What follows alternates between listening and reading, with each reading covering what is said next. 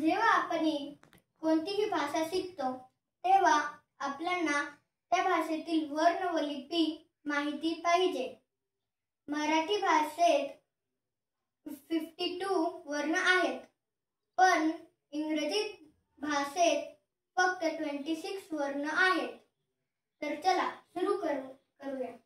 Marathi sound symbol, Marathi ध्वनी चिन्हे अ, ए, अ, बी, ब, सी, क, डी, ड, ई, ऐ, एफ, फ, जी, ग, एच, ह, आय, ई, जे, ज, के, क, एल, ल, एम, म, एन, न, ओ, पी, प,